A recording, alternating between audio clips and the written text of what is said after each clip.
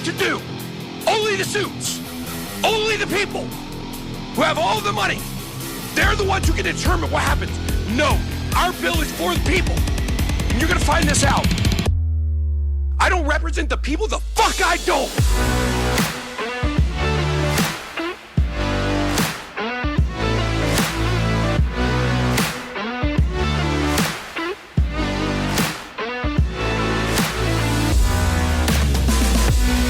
So Degen Talk episode 3. Welcome back, everybody. If we're still sponsored by absolutely no one, by the way. So if anyone out there does want to give us a load of cash to talk some shit and, you know, go through some crypto topics, we've got a bit on today. But before we get into it, Bleeding, how are you doing today? Good, mate. Not too bad. Market's finally doing little bits and bobs, so we'll talk about that today. And like I said, I'm off to the ballet tonight with my missus. Candlelit ballet. And some food afterwards, so that'll be nice. Come on, bro. We're crypto bros on the channel, and you're going to the fucking ballet, but candlelit ballet. Candlelit ballet. Well, brownie points there, but not with me. Right, we'll kick straight into it. So I suppose in today's episode, we've got a bit of shit that we want to talk about. Obviously, we've got some market action, which is for once a little bit interesting.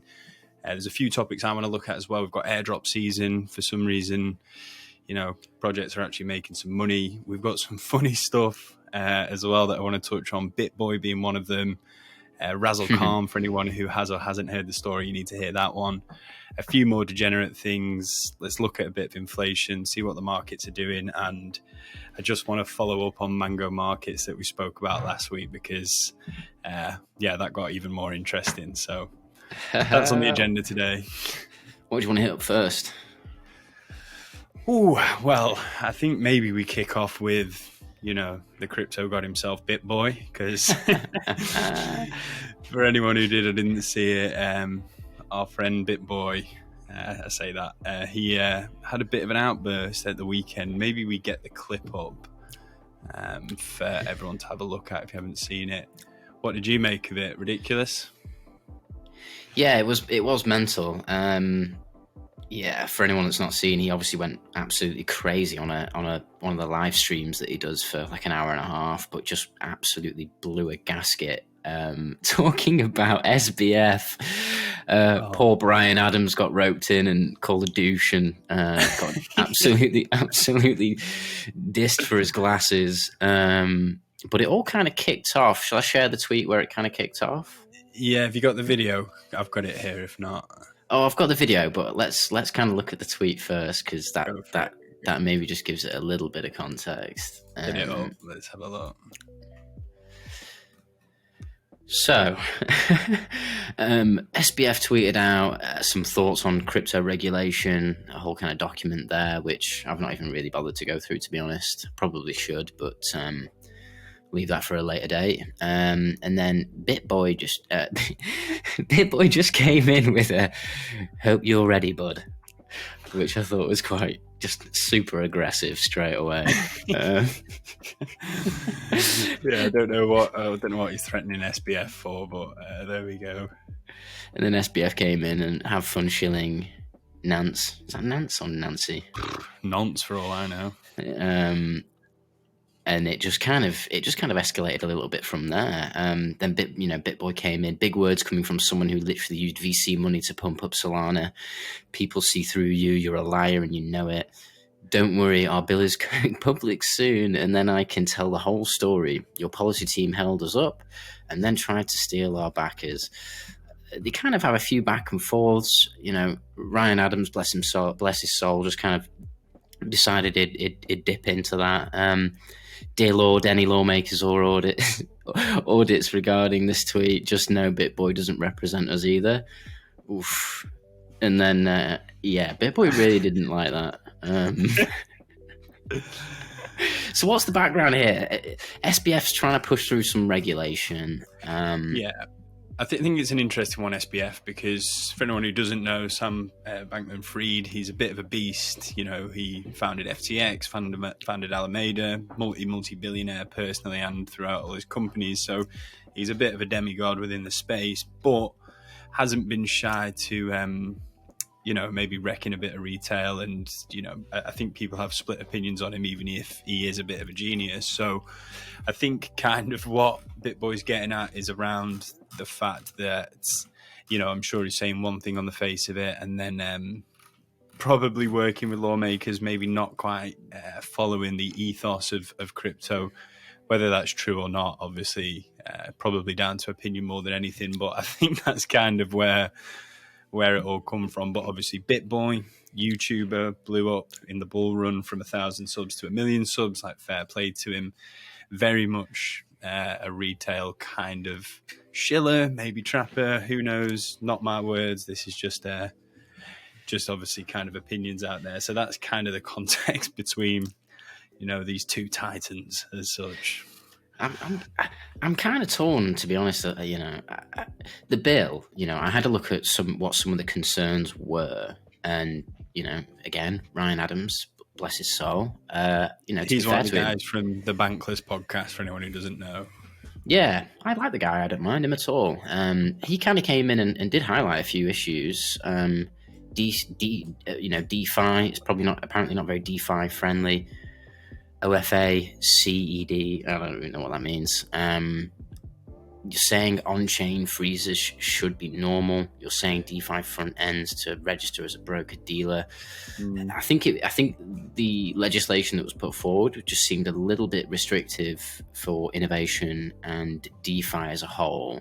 And Bitboy's he seems to have kind of latched onto this and felt that SBF and Brian Armstrong are just kind of working with the suits, the elite, and claims that he also has a bill that's a little bit more, a bit more friendly and free, should we say? But I'm a bit torn, mate. I am a bit torn because I think the reason why I'm torn is because I think that Bitboy, it kind of pisses me off a little bit that he says he is for the people, and I'm here to save crypto. I represent the people. Before we do it, let's get the clip. Let's show them the clip because it's fucking brilliant. To be fair, right? I'll get the Bitboy clip up because it is genuinely fucking hilarious. So full screen. Adam, I don't know who the F you are, because you're not important. But here he says, please, dear Lord, and any lawmakers or adults reading this tweet, just know Bitboy doesn't represent us either. Talk to Jay Stravinsky. Talk to Miller CWL. Talk to Coin Center. You know what? We are tired of people that look like this guy trying to run stuff. I don't represent the people. The fuck I don't. I'm the one who does. It's me. I'm the one out here putting the work in behind the scenes trying to save crypto while these devils, Sam Bankman-Fried, Brian Armstrong, they're trying to permanently ruin it. This is not about money for me. I hope you guys understand this. I am here fighting for you. This guy with these freaking glasses on, this douchebag, is out here trying to tell you that only the suits know what to do. Only the suits. Only the people who have all the money. They're the ones who can determine what happens. No, our bill is for the people. And you're going to find this out. We've got the funding for it, and it's coming out. Oh, my God. So, like 10 minutes into that stream, he does also pull up Brian Adams' picture, and he's basically just like, if you looked up the definition of what a douche looks like, this is it. The glasses. It's so long. Like, it's so good. I'm torn on it, bro. I'm torn because Bitboy has been an absolute prolific shiller in the bull market and sold his soul. Like, I don't care what anyone says. He shilled the fuck out of stuff and got paid 20, 30, 40, 50 grand a shill. We've all seen the, the breakdown of what he charges. Yeah, But on the flip side, I do like this thin Bitboy energy rather than the fat Bitboy energy. The thin Bitboy energy, I'm actually kind of enjoying it. I tell you what, again, I'm not pointing any fingers or anything but that was genuine. And I think it was a mixture of probably attack on his character and also probably genuinely being pissed off, because I think he does speak a bit of truth that you see SBF's thing there. If he is trying to dampen DeFi, Well, that probably makes a bit of sense considering the fact that you own the second or third biggest exchange on the planet, and it's like you kind of want to keep all the pie over at FTX or whatever, which again makes sense. Fuck you, we don't want that. Crypto doesn't want that. DeFi's, arguably the future. So yeah, I am also torn on it. I think it's great meme content because it's fucking Bitboy and he's just gone absolutely mental, but yeah, it is a funny subject, to be fair. I do love the passion. I can get on board with the passion. And I do think, I do think that SBF and Brian Armstrong maybe are in a more sort of compromised position where, they have got regulators breathing down the necks. They've got very high up officials in the financial industry sort of saying, do this, do that, don't do this, don't do that. It makes a lot of sense. So I'm actually on Bitboy's side, which I never ever thought I would say. Yeah, and yeah, I'm liking the thin Bitboy energy. It's a lot better than fat Bitboy. Man's been in the gym. Respect. I reckon he's lost like 10, 20 kilos. Like he's I think I've seen him bench pressing. Form wasn't amazing, but at least he was doing something there. Before we do move on, though, like again, it was brilliant, but I think that there was just one more thing that I wanted to show on it. I found this from one of it was another tweet actually, just in relation to the whole thing again. But watch this. I don't think you'll have seen it yet. So credit to Lil Bubble here, but watch this. It's me! I'm the one out here putting the work in behind the scenes trying to save crypto while these devils, Sam Bankman-Fried, Brian Armstrong, they're trying to permanently ruin it. This is not about money for me. I hope you guys understand this. I'm here fighting for you. It's me. That was the energy. This guy, yeah, it was. It totally was.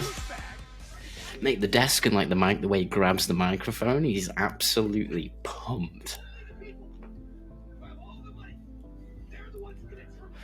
I bet he's worked out before this stream as well. I bet he's definitely gone and lifted a few heavy weights, and he's like, right, I'm.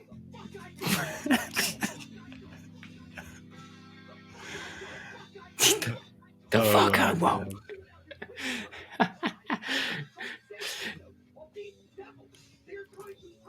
What do you think of SBF though, bro? What do you actually think of SBF? Because I've got mixed thoughts on him, really. Like, the thing I really don't like seeing is, when they keep burning Solana and he keeps doing screenshots of like selling, billion Solana, and it kind of just has a little bit.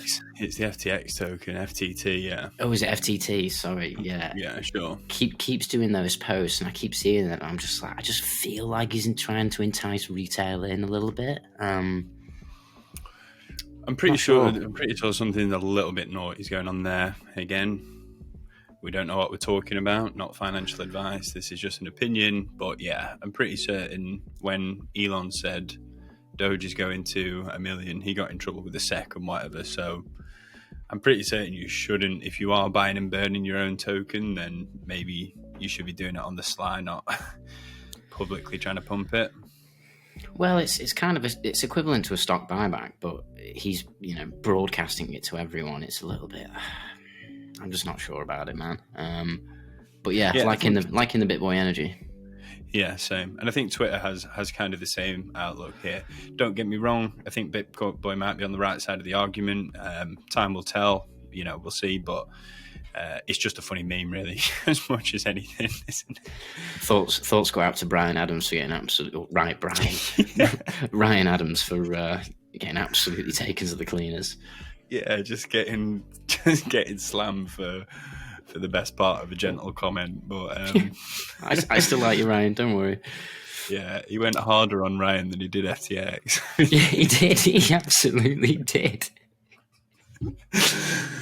Have you seen that? There's a TikTok where the guy pulls up next to another car and he just fucking just abuses the guy in the back seat for being a fat fucker, and it's the guy in the front who's driving.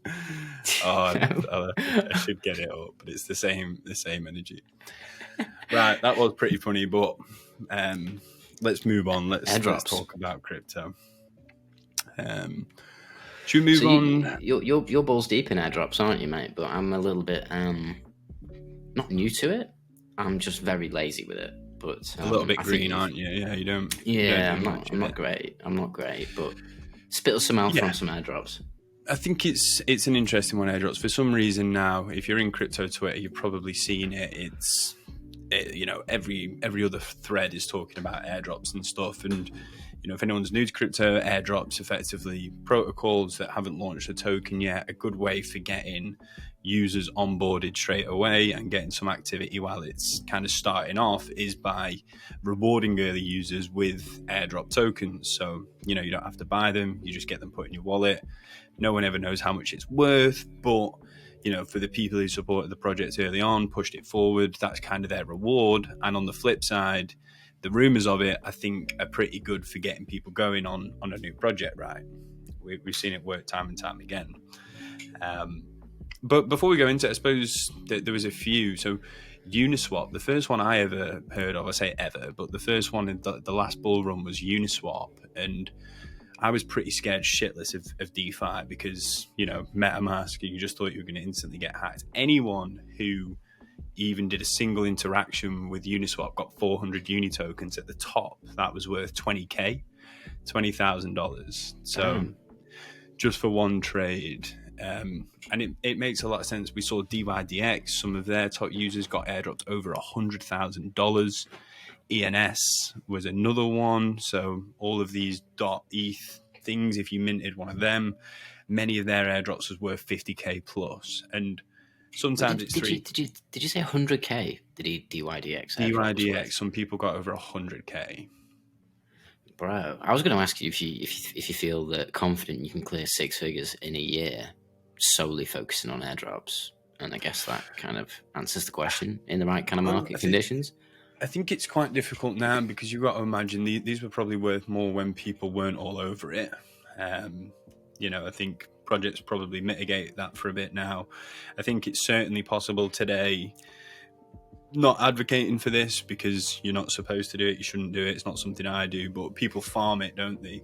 They'll try and meet certain criteria and do it on several different wallets. Some really nefarious people will get bots set up and do it that way. But I think some projects are now kind of figuring out how to stop that. But I do think in the current market conditions, they are some of the best earning potential particularly for anyone with maybe a small stack or anyone that has an interest in crypto. So you know me, I'm quite interested in the whole blockchain element, how stuff's going to work, how these different networks interact. So for me, it's a bit easier because I'll just go and use them anyway.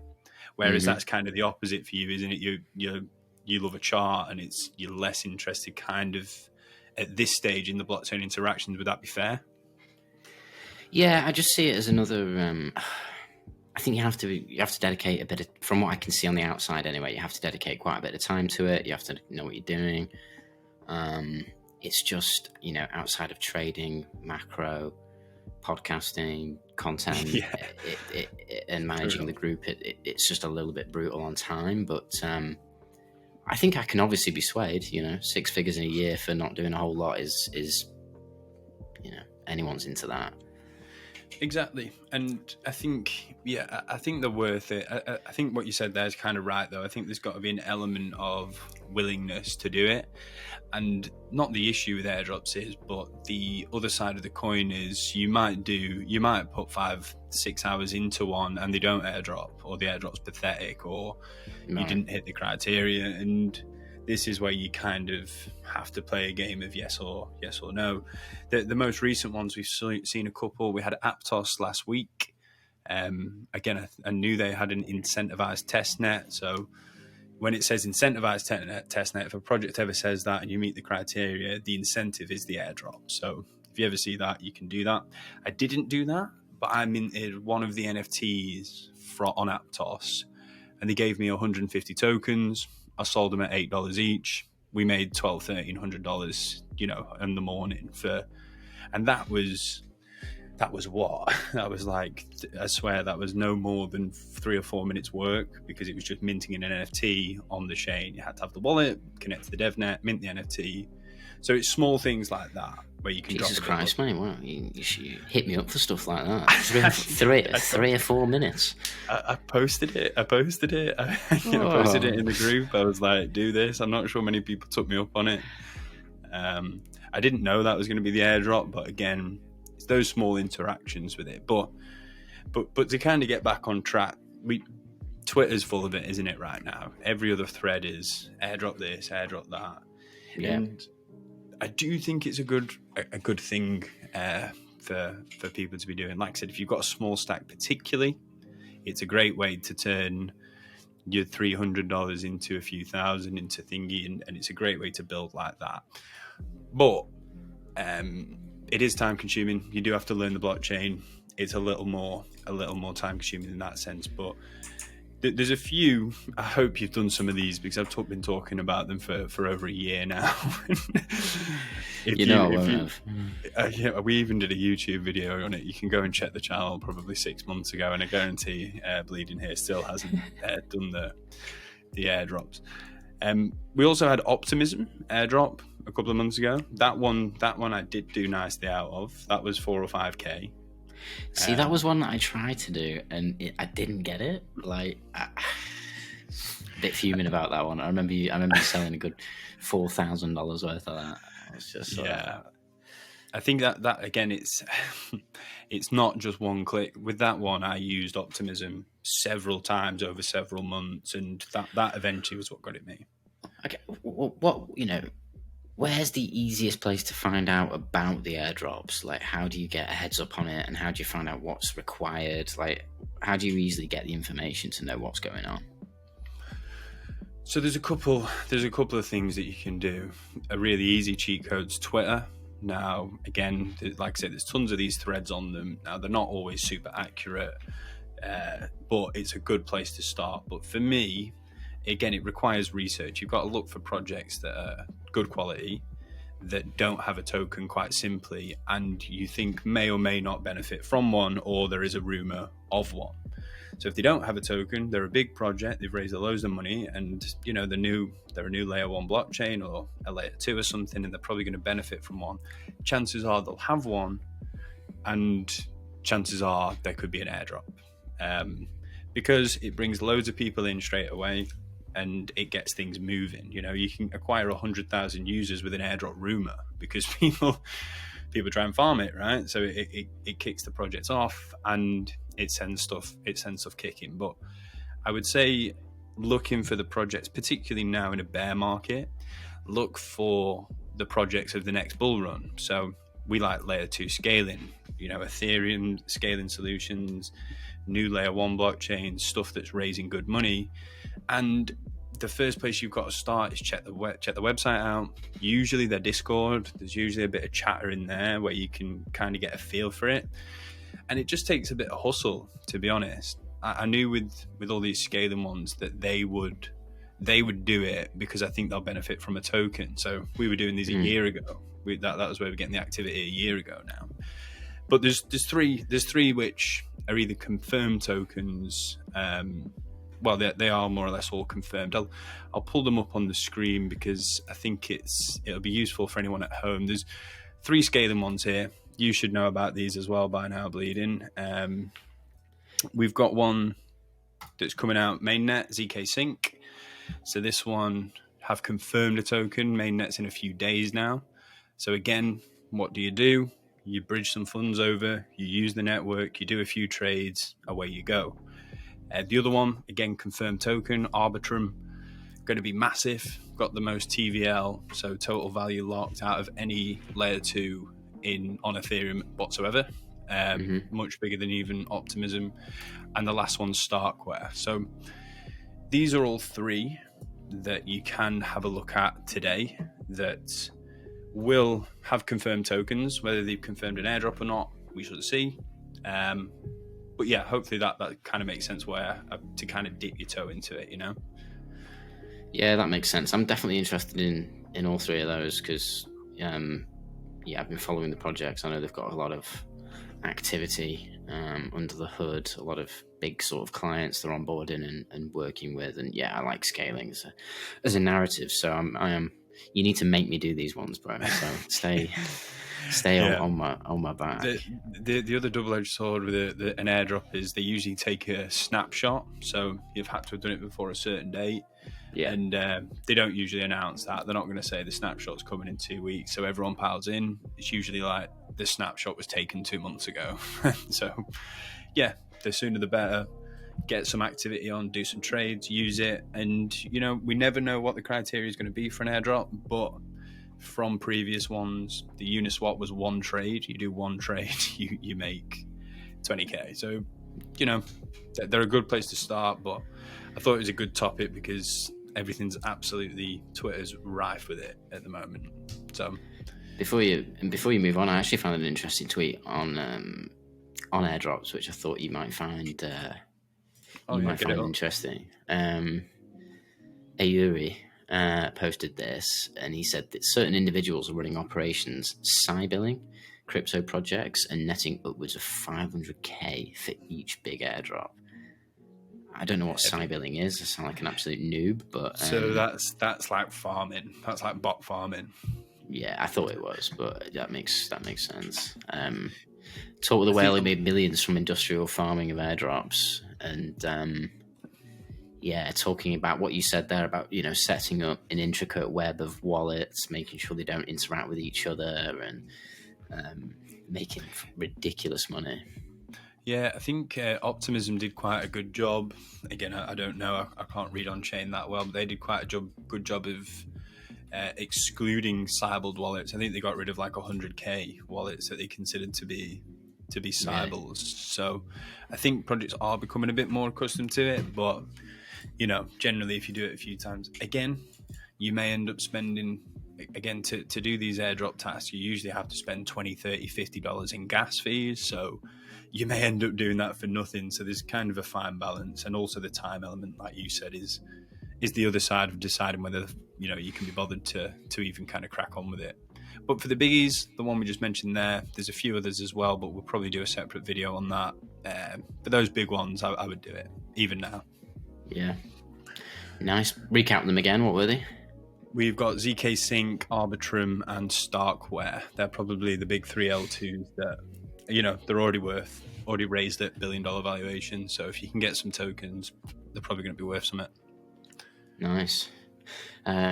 Moving on, we did want to talk about an absolutely brutal situation that happened. It was quite a while ago now, but we were talking about it again the other day, and we thought we would bring it onto to the pod and show any of the audience, because this is one of the most brutal stories in crypto that I have ever heard. If you got this DM, get it up. I've got the. So to give people, to give people the background. I've got it here. Yeah.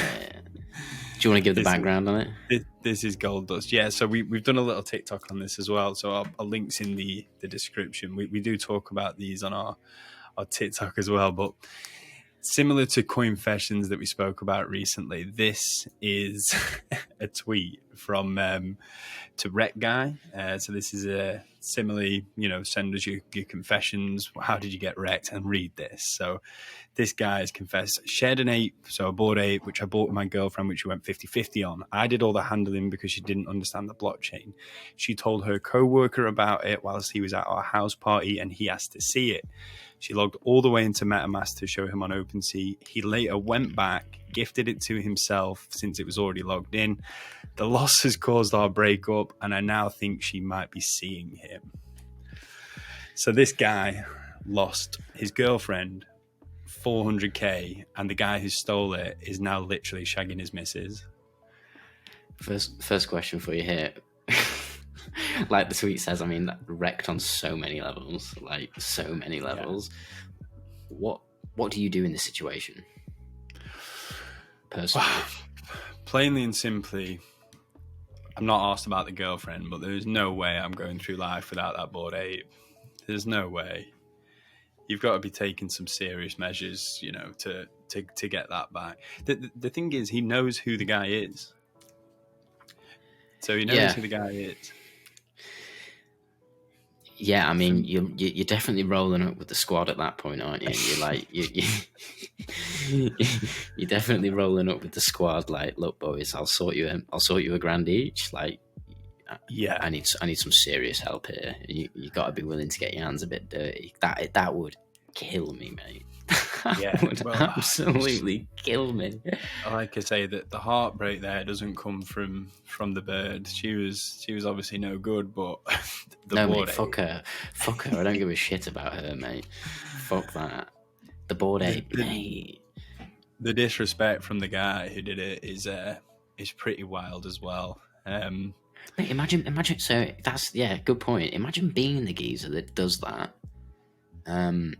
Already you're like, fucking hell, I've just robbed almost £500,000 off someone, and it looks like I'm probably going to get away with it. And then you're like, tell you what, I'll nail this bird as well, just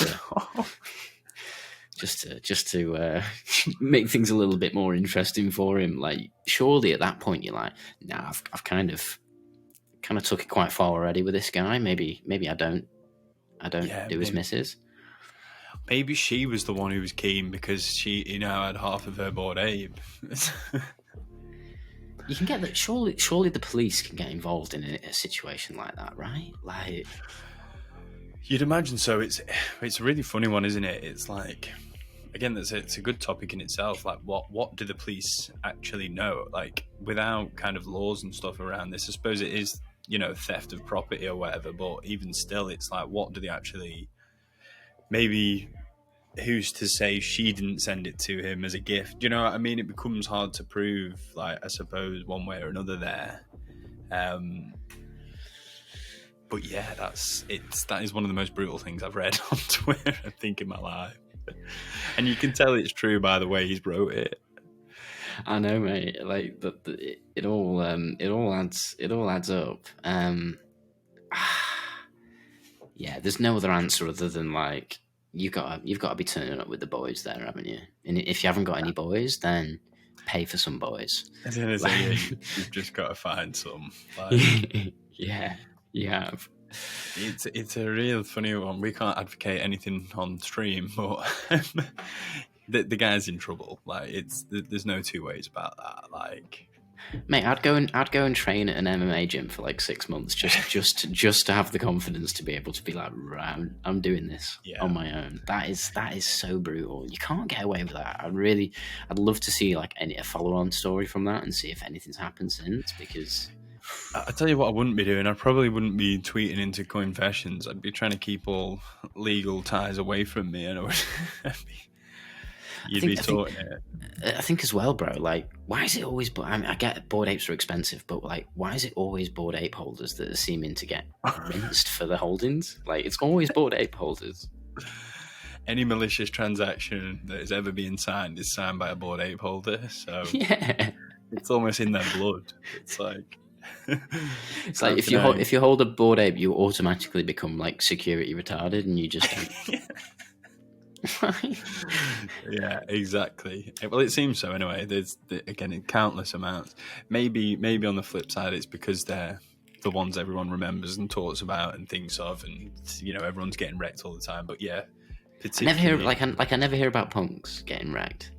Like, I never hear about someone's punk getting wrecked. I tell you, I remember a funny one about bored apes. Do you remember the phishing scam where people DM'd bored ape holders and said that they'll animate their bored ape? Yeah. That was a brutal one, wasn't it? That got a few people. It's quite a good one. It's quite a good one. It was a good one. It was a good one. Because you would be like, wow, that really would be cool. You'd be like, that would be cool as fuck. It's like, yeah, I'd love to animate my bored ape. Ding. Mate, if we've got, again, even if your bored ape isn't in your ledger and you're not checking every single transaction, it's probably sat in a ledger, like, you don't interact with that wallet anymore. Like, if you're gonna hold it anyway, and you're not trying to shift it around and stuff, they don't have any utility. You can't use them for anything just yet. It's the PFP is worth 100k plus, so stop fucking signing dodgy transactions or clicking nasty links. Like, it's simple as.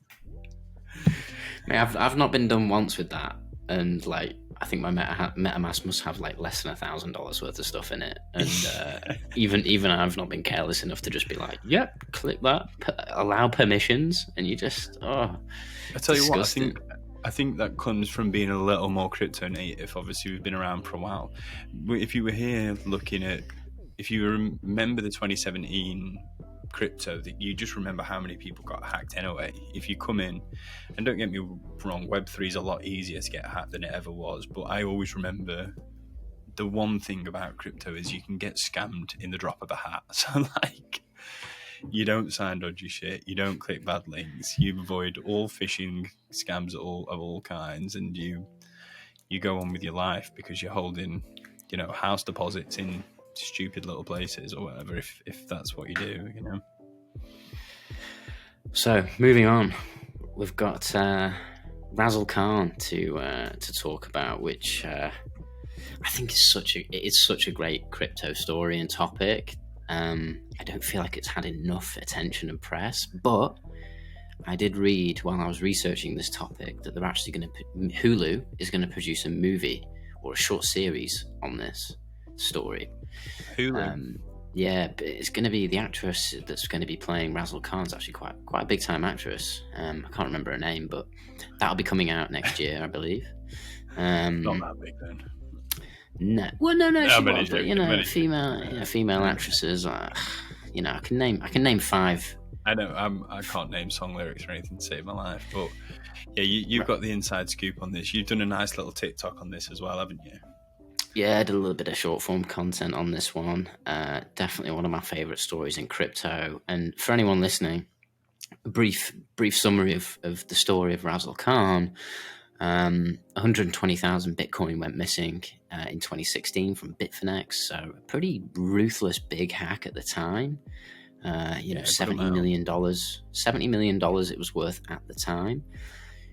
She then, her and a boyfriend as well, a husband now, were able to stay undercover and launder this 20,000 Bitcoin over the course of 6-7 years. It was maybe 6 years, yeah. Do you know, and only got caught early this year. Do you know how she got any out? I've not even asked you this. I know you've done the research. How did she launder it? Yeah, they laundered it in a few ways. One way was Walmart gift cards, which I don't know the process behind that, of what even that even looks like. I'm sure that means. Yeah. Walmart gift cards, Bitcoin ATMs, they used quite frequently. And then they used a platform, like an exchange called Alphabay. A bit of a side topic, but when they got caught, there was an investigation done on Alphabay, and the CEO, it's like a Thai exchange. So he got put into a Thai prison and committed suicide, which I thought was quite heavy, but yeah, I mean, Thai prison, bro, you can imagine that's not. Yeah, maybe. If you've ever watched Banged Up Abroad, I don't want to go to Thai prison.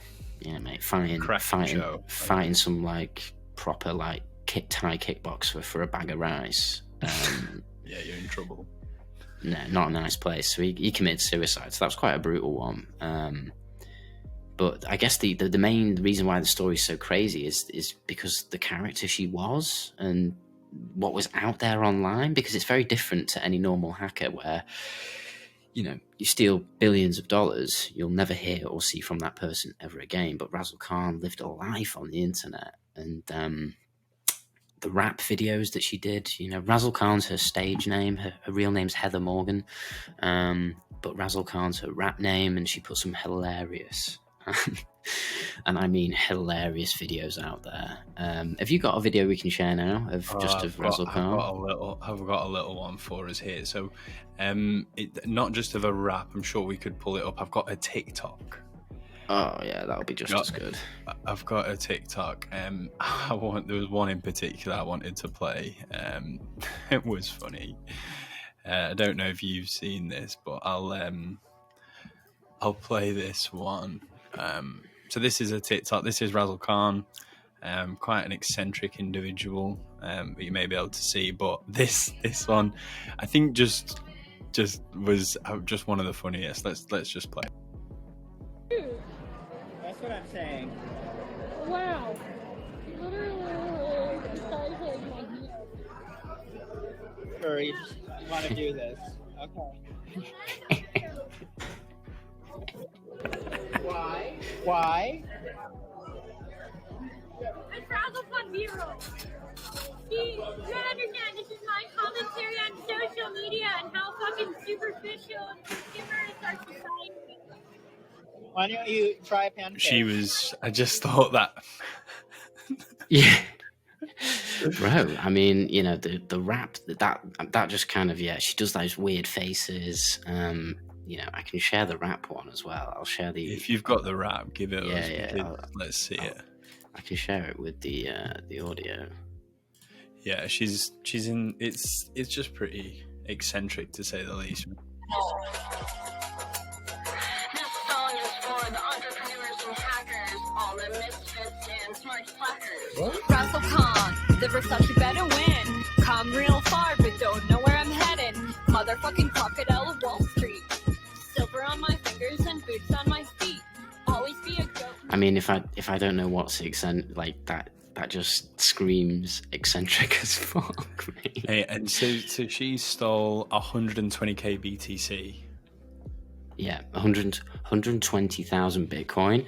And the wildest part was that obviously at the time it was worth 70 million. And, you know, you're sweating a little bit, right? If you've stolen $70 million in a hack. Pretty brutal. But not that many eyes are going to be looking at you, right? But obviously from 2016 to 2022, that ballooned to like $8 billion. $8 billion. Serious wealth, like serious, like sovereign nation, you know, some small little country somewhere. It's kind of wealth. It really got a bit out of hand, and a lot of you know, a lot of people said, a lot of friends. Well, before I say that, actually, the other thing that's crazy is she was also a contributor to Forbes magazine. You know, she wrote articles on IT and cybersecurity and crypto for Forbes magazine. You know, the CEO of her own technology business, and as you can see here, you know, a rapper as well. A pretty damn good one as well. Yeah. I mean, yeah, just wild, mate. And a lot of her friends, when they kind of found out, you know, she's been arrested and this is why, they were all shocked. And a lot of them kind of said that she progressively got more into this Razzle Khan character, and it kind of aligns with the Bitcoin price going up. And I think it was like a coping mechanism almost of like... I was just about to say that. Do you think it's a coping mechanism, or is she trying to hide in plain sight? Is she a social genius, or is she, like you say, someone who's dealing with probably the biggest secret in crypto at the time? Yeah, you make a good point, because the way she hacked was all social engineering based.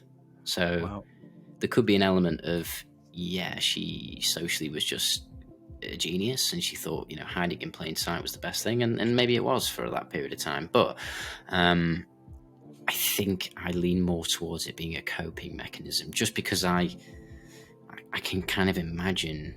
I can't imagine exactly how that felt, but I can imagine that the pressure would really start mounting.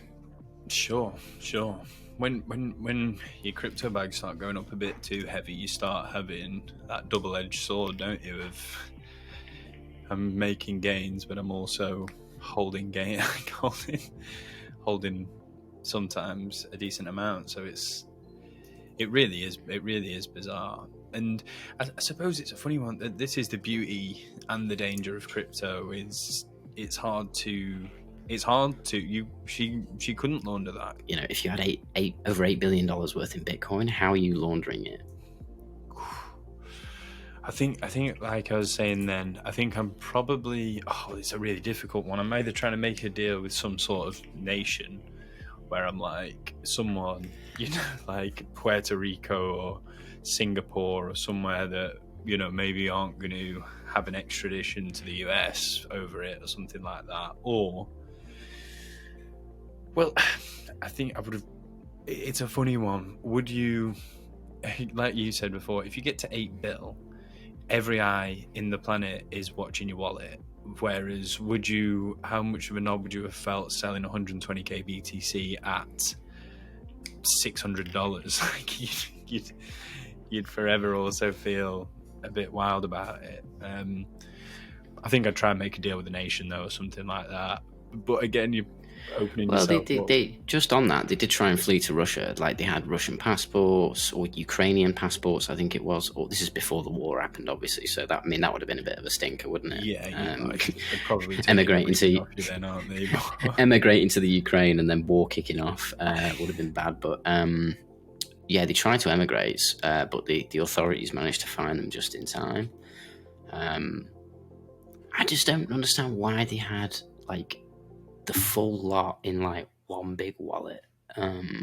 Was quite weird. I didn't quite understand why they didn't really separate it all out. You'd have been making moves a long time ago, right? Like surely you'd have been muddying the water a long time ago. I don't know, what would I have done? I'd have probably put it in crypto casinos back then and tried to almost the tornado cash of bitcoins, like where you just try and wash the bitcoins while people aren't watching too hard. But again, she could have never have known. There was another guy, actually, we spoke about Ross Ulbricht last week, or the last episode when we did this, and there was another guy who stole 70k BTC off Ross Ulbricht, right? And the authorities eventually found out about this, and they said, look, hand over the Bitcoin and you're free, like you won't get prosecuted for anything. But you're stuck. He couldn't do anything with the Bitcoin, so he ended up handing it over just to not get prosecuted for anything. You know, it's a tough situation. That's what the blockchain does. Everything's traceable and followable, but also everything's so anonymous. It's a bizarre. Well, bizarre thing. I don't know how they technically caught Razzle Khan in a granular level, but they were like picking up signals. They managed to somehow identify what they were laundering it through, and they managed to find, like, they were on the roof of her apartment building, not knowing which apartment it was coming from or anything like that, and they were testing to see where certain signals were coming from. So they knew somehow geographically, like, the person's around here. But we need to get down there and do something to then find exactly where it is. When they rocked up to where she was staying in the Manhattan apartment building, they told the security guard at the front that someone was sending child pornography to various people online, and didn't tell them why they were actually there. And then apparently after like 3 days, they just rocked up and they were like, right, apartment number X, we're going in, and found them. It's easily got to be one of the biggest heists we've ever seen from Bitcoin, surely. Yeah, it was, man. It was. That, Mt. Gox. But anyway, we've got to move on to the next topic. We're going to look at a coinfessions. Did we have another ruthless coinfessions? While we're on the whole Degen things, we've spoke about the guy who's had his Bored Ape stole. There was a couple of these. We did these recently. Some are good, some are bad. One's a beast, one you'll probably rate. But yeah, we'll share a few coinfessions. So these are more confessions from Twitter personnel, and we just love this account so much. There's one guy here. Again, we've got to start with the losses. So this guy, I wake up every day and go into the office thinking about the life I could have had. So I bought everything relatively early: Doge, Sol, ADA. But worst of all, I stole a stack of SHIB, 15k, and at the top it would have been over $1 billion. So we had a guy who made $5 billion, and we had a guy who could have made $1 billion from his sheep trade. I wake up every day, go into the office, and think about the life I could have had. Oof, God, that's horrible, that, mate. That is a big one. That is $1 billion is a heavy amount. That $1 billion is a massive amount. Obviously, every now and then I think about, not sinking my whole life savings into Bitcoin in 2013, but that one takes the biscuit. $1 billion would be a bit brutal to deal with every day. it takes some character. On the flip side, the good thing is when Shiba was made 2020, there's always going to be another thing to buy. So this was one guy. I think there's a beast on one of these. Let's get another one up. There's another one. Oh no, this one's a funny one. Yeah, I've seen this one back in the day. So the guy that used to bully him in school, I secretly hate, asked me for trading advice. I wanted him to lose money, so I told him to do the exact opposite of me and short support last week. He made 9k profit and I got liquidated. That's a cool. I mean, what are you doing there, bro? Like, I mean, you've got to have some serious confidence in your analysis to be able to pull that off successfully. That like you're like almost like 100% certainty this is the move that's going to happen. Yeah, I think almost sealed his fate, didn't it? By trying to screw that guy. I think the markets obviously don't owe you anything, and they were like, not today, Sonny Jim. Your time will come. For now, we're going to absolutely rinse you a little bit more. That was a beast. This last one you'll like. I thought this was cool. This guy.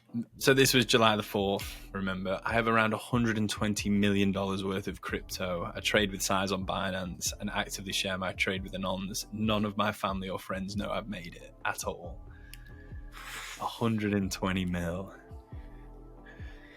It's a bit of a strange one, this, mate, because like none of his family know he's made it. Like, so what? You're just living the exact same lifestyle that you've always have done, yet you've got $120 million on Binance. Isn't that the crypto degen though? Like, I think that is so common, so common. I think there was one guy on Twitter. I assume it's a guy. It's again another anon one. Hentai Avenger. The name is. You've probably seen the account. I know it's on Twitter, but she's on Twitter. And I remember a running joke last year. I think he made over like 100 mil. Sorry, the individual made over 100 mil on a curve trade or something like that, and showed a picture of his bed, and it was a blow up bed. It was Seriously? It was a blow up bed. I swear to God. So it's one of those, and it's like, I think, again, it's always just numbers on a screen for everyone in crypto, isn't it? It's never. It is, but at like plus 100 mil, mate, I'm just buying a Lambo for like crypto meme, like just for a laugh. Like, yeah, fair enough. That is outrageous. That is outrageous. That's so degenerate. Blow up bed, $100 million. Blow up bed, yeah. I could be. Don't quote me on it. I think it was that, but it was. They were over 9 figures, and we're on a blow up bed, and people were like, "Get yourself a fucking mattress, will you, please?" Like, but again, I suppose a lot of people who do make it in crypto probably don't know how to spend it, or maybe don't even have the interest in spending it. It's one big video game, isn't it? To so many. Well, I think at the moment, mate, you've got to be some sort of savant to be making heavy gains in crypto. So imagine the downswings. Imagine the downswings. Which leads us on nicely, actually, to I'll give a little bit of a market update on what's kind of going on at the moment. To be honest, I don't have a whole lot to really say. We've obviously pumped a little bit, over the last couple of days, which any pump of any magnitude in this sort of environment gets a lot of attention because we've just been moving brutally sideways for so long. So long. But before you get into it, do you remember? I remember us talking. Obviously, we've been back in the bull run 2020, 2021. And you remember May, and then we had November, and we were like, imagine it's another year. Imagine we don't feel anything for a year. It's been a year.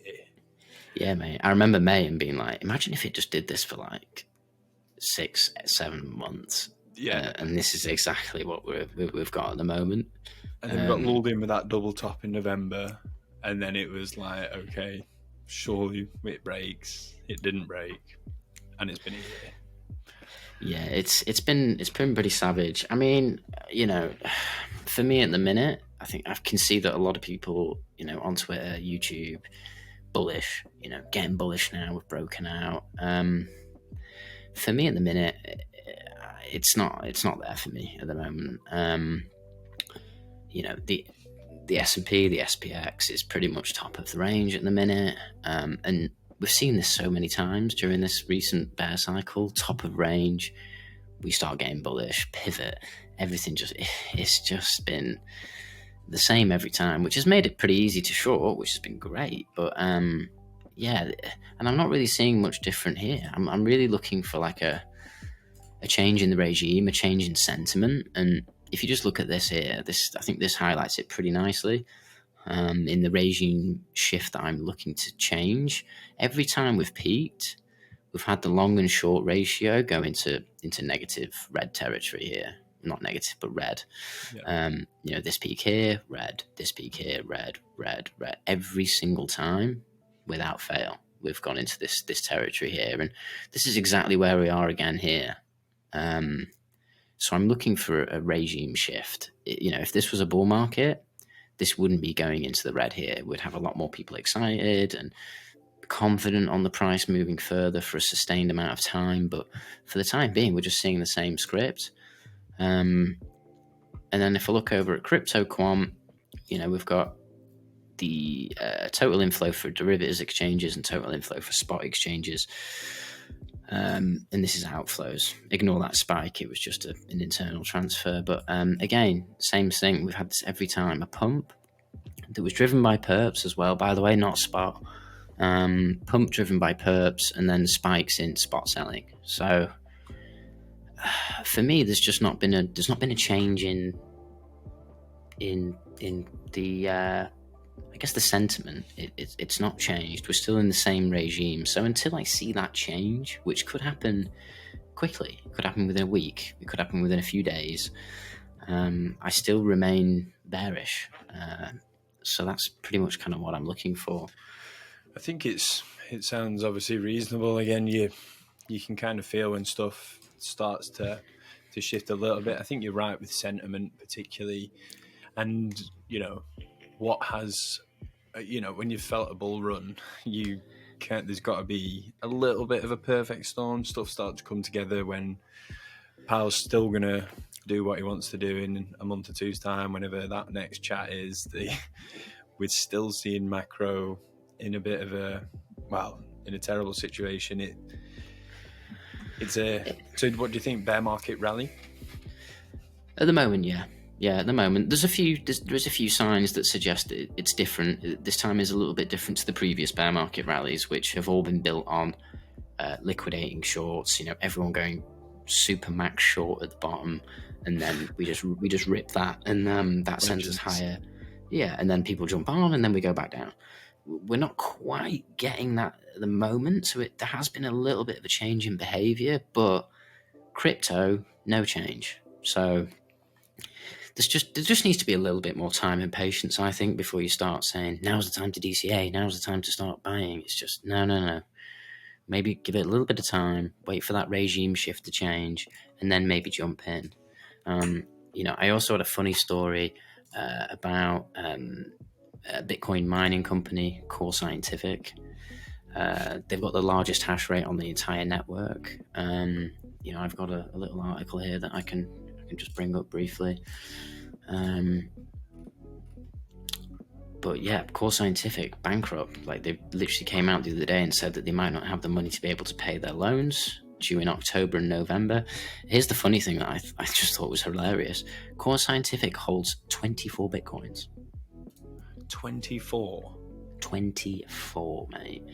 They sold I think it was either 1,700. It was over 1,000 Bitcoin. They sold a good few months ago now. But I was shocked to see that they now only hold 24 Bitcoins and $26 million in cash, which is low. It's crazy because we were talking about this recently, weren't we? We've seen the hash rate of Bitcoin. Again, I'm not quite sure. We probably should do the research, but Bitcoin's hash rate's at all-time high. Like it's as high as it's ever been yet.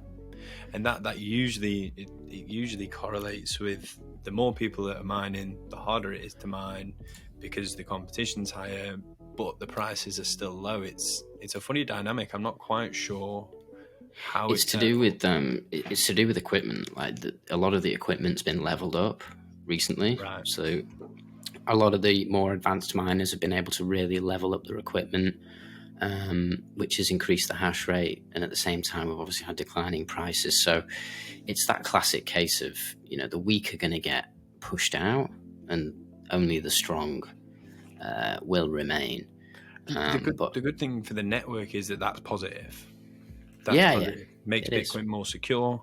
The other thing is energy. If someone starts mining with nuclear energy or something, it's like, if we can get that's the route to sustainable energy, is when fossil fuels are too inefficient to be able to mine Bitcoin, which is kind of a market. It sorts itself out there. That's where competition, and I don't want to say capitalism because it's a bit anti kind of Bitcoin, but that free market economy is, you should let stuff like that play out, and the market should find the most efficient way. Well, now what we should see, depending on what happens with Core Scientific, they've got the largest hash rate on the network. So if they go down and go under, that should make it a lot easier. The hash rate, the difficulty should drop quite a lot, and that will make it easier for the other miners that have been able to survive. And so it's just total like Darwinism for Bitcoin mining, which is that's a great way of putting it. Darwinism for the network, yeah, for sure. Super interesting to watch. I've got to wrap up here, bro, and get to this fucking ballet, bro. But I think that's quite a good place to end it anyway. Yeah, let's just have a few minutes. Let's just say something to go then. Right, bro. I think we've had a good solid hour there. So, we talked some Degen, there's some airdrop stuff. We always manage to get a bit of Bitcoin in. There's never two ways about that. Bitboy, bit of a legendary meltdown, which I thought was incredible. But yeah, for anyone watching, like, comment, subscribe, chuck anything in the comments you might want us to touch on. Check our TikTok out. That's in the description as well. We touch this on short form. And yes, brother, I'll catch you in the next one. Good to speak to you, man. And catch you in the next one. Peace. Peace.